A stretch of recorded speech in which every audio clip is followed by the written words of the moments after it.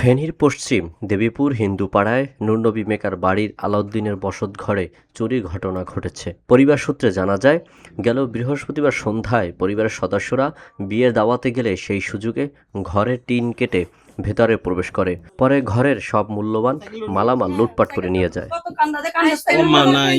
চুরি হওয়া জিনিসপত্রের মধ্যে রয়েছে 3টি চার্জার ফ্যান, 3টি সিলিং ফ্যান, হাঁড়ি পাতিল, ফ্রিজ, সাইকেল সহ ঘরের চাল, হলুদ ও মরিচ পর্যন্ত নিয়ে যায়।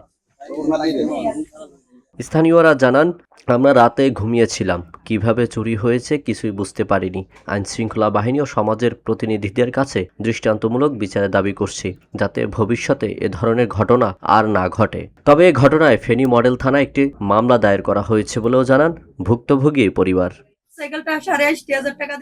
VOD Bangla news desk.